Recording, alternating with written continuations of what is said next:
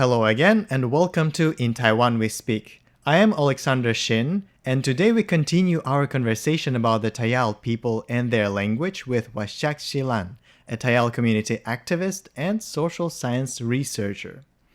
Hi Wasiq. Hi, Lokataklara Madaswe. Hey. So, a big part of your research focuses on the so-called elderly care decolonization. Could you please explain to me personally and to those of our listeners who have no idea what that means, what that actually means, and why do we need to decolonize care? Yeah, okay. So this is a very important question and it is also a very big topic.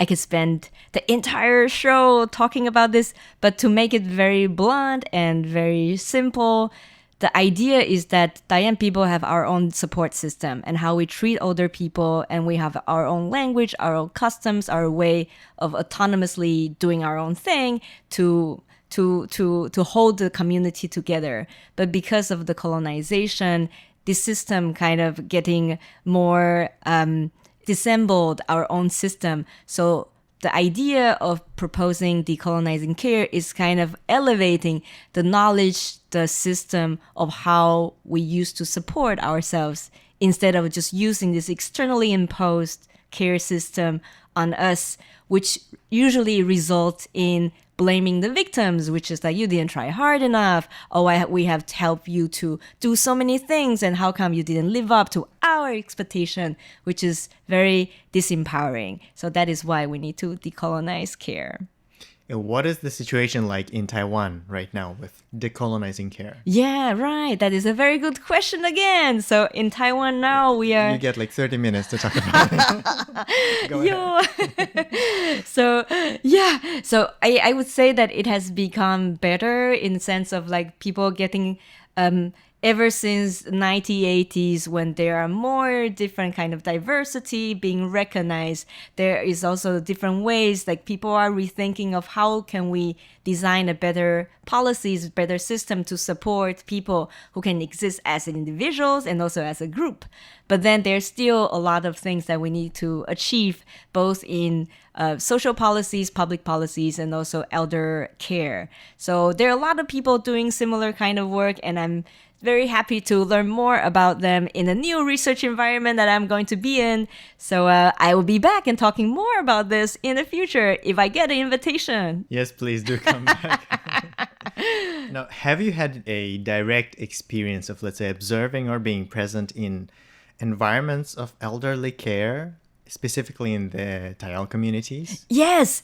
Actually, I have been in this like cultural house station that is a community care center in many. We have like 400 something stations now present in both cities and rural areas that's supporting indigenous elders' well-being and care. So I have been doing ethnographic research in one of these kind of stations for a period of time, like 9 years. But in the beginning, I stay for longer, and then later on, I stay for shorter. But there's a longer period of time, and I had the experience being with the elders and then seeing the care workers, seeing how they implement care, how the policy being translated on the grassroots level, and how do older people respond to these policies. So yes, so that is basically my PhD about. So what would you say is, let's say, if we have to name one biggest problem with decolonizing care in Taiwan's context, what would it be? Yeah, I think we need to respect the indigenous people have knowledge and ways to define what kind of care they want.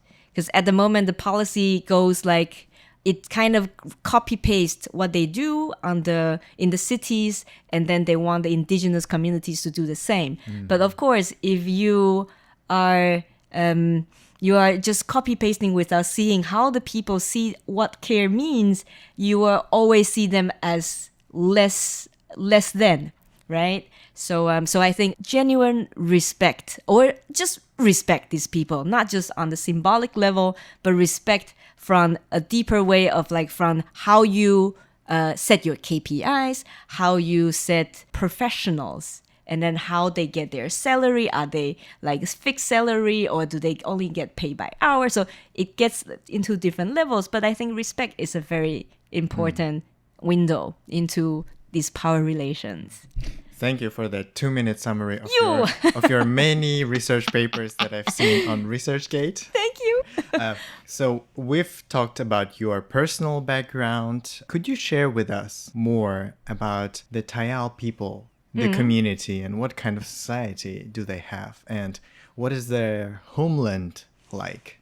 Yes, I'm trying to think that if you have never been to the Taiwan community. I've never been to that part of Taiwan, unfortunately. Right. So the first thing is you should come to the communities in order to see the community in their own way. But so from what I see is that I haven't been to other Taiwan communities so much. I've only been in the area where I grew up. Wulai. Yes. So Wulai, we have like different districts and then different kind of a river basin. There are different kind of traces of modernization, and like it has leave different kind of traces on people. So the general trend is that older people, they are thinking that the younger people should go out of the communities in order to learn something useful. But then at the same time, our government is also putting a lot of money on younger people need to retain their own culture. But then there is this kind of gap in expectations of how do we see this kind of a deadlock on how do we live our lives. But I'm just thinking that on which aspect can I describe the community? Well, I could follow up on that. So you're saying that older people, they kind of inspire younger people to leave the community. But is that the way that traditionally the society works? Or is that a byproduct of modernization? I think for me, I see it more like a byproduct of this colonial gaze of how the colonizers see us as not good enough. And then they kind of internalize this way of seeing and then trying to protect their children and grandchildren, saying that you need to get out of this place because it doesn't have anything offer for you. You will live shorter. You're going to get into drug problems. There is mafia, and then you're going to be exposed into different sorts of problems. But I think these generation that we just talked about, these elders or to-be elders, they are also very scarred people. They're carrying this historical trauma or these historical memories that is never being talked about. So maybe their grandparents or their parents, they have seen how the Taiwan society used to work. They're in a very difficult position. But then they're also the key for revitalization if we're really talking about revitalizing our culture. So you can see this kind of different intergenerational challenges that we're facing, not to mention the land problems, because we used to use the land, but then Japanese government came, the colonization, and also the national Chinese government. And then they kind of, so we are kind of also stuck in a way that we cannot build more buildings because it's going to be illegal. And then we cannot have a say on how do we manage our natural resources or coexist with the environment. And then you will also see in the communities that the language is not so much used, no matter which community you go, right? So the older people might use some phrases in Wulai. If you go deeper into the mountains, they will use like a longer sentence. But then if you are kind of you are not so much further, you will find out like, oh, but the language is not so much spoken. And the young people are not speaking this language at all.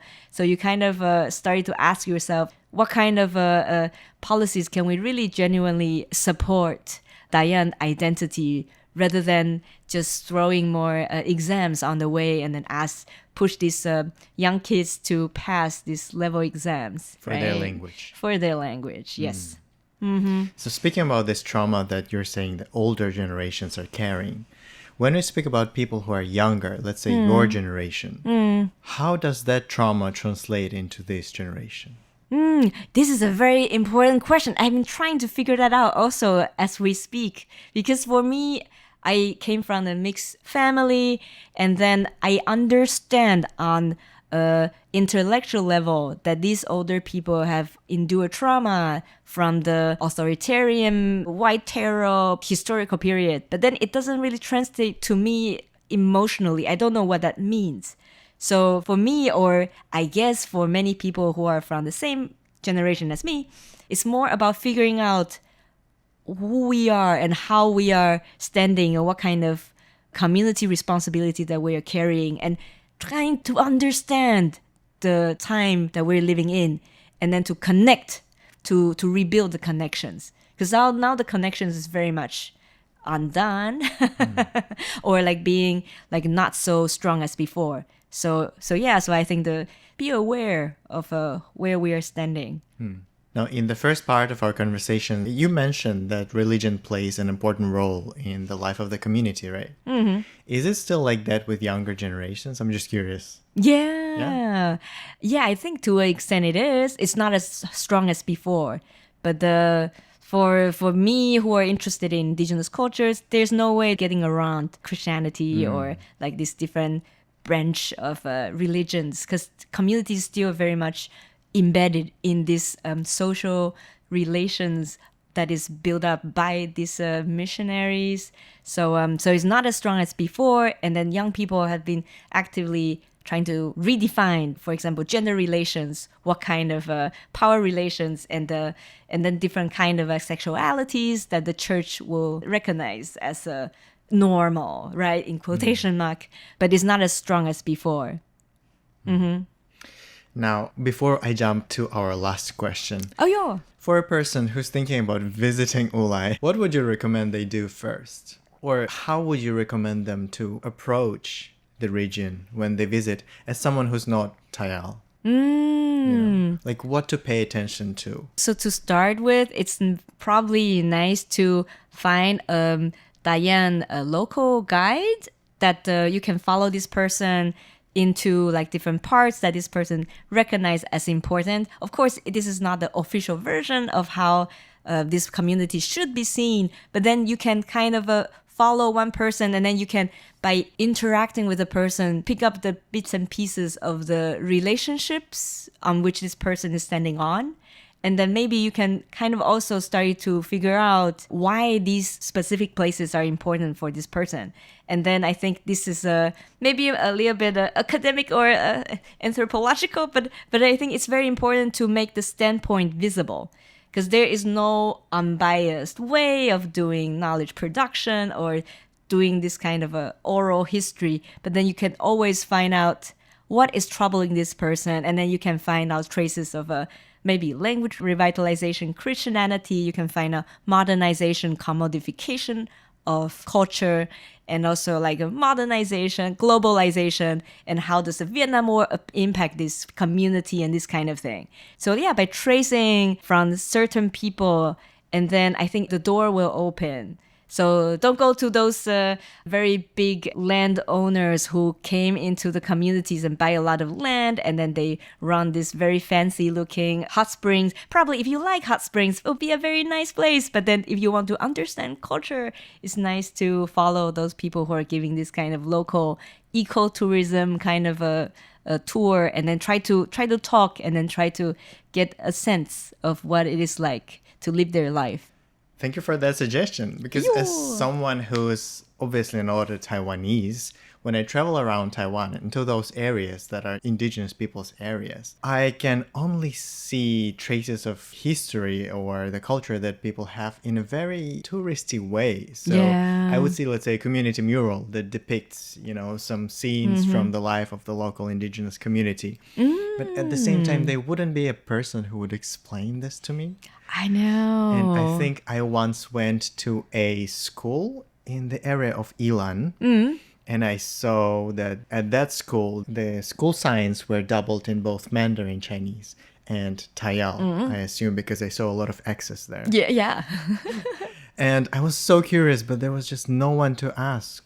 And I naturally have a lot of questions about these things. Yeah, what a shame. So actually, an idea came to me because me and my collaborator, we have been doing this kind of a walking methodology of trying to use this theory from new museology. So the idea is that museum is not a place where you put artifacts, but then you need to release the wall of the museum and then make it back into the local culture where people live. So the situated knowledge of this place. So we are trying to rebuild this along different river basins, because this is how the Taiwan ancestors move from one place to another. No matter you're from abroad or you're from different universities, you are just interested in a general sense. We use this walking methodology to attract people, and then we walk to different parts of the river basin. We will start by doing this Wulai, which is the reconciliation ceremony of trying to make it obvious that the Taiwan way is still there, and then we will try to kind of combine all the pieces that you just explained, like this linguistic parts that is puzzling, and also this colonization parts, and how like morals and what does it mean. So we actually have these parts organized, and then we will bring you into the different communities of like a millet revitalization, so like replanting the millet, and also how people are getting different kind of seeds from abroad, from New Zealand, and they plant like fruits as a way to reinventing culture, reinventing their own ways of subsistence. So if we succeed, or if you're any, or you, or like listeners are interested, I will be happy to share this walking methodology that we have been doing, like walking workshops. So like through walking, we learn, right? We learn from each other. I'm instantly excited about this idea. Yo! So please do forward any information whenever it's available where I can just sign up. Yes, that would be awesome. I'll keep you informed. I hope that would be my first experience of visiting Wulai community. Yes. That's all the time we have for today. Dear listeners, once again, we will be waiting for you next week with more.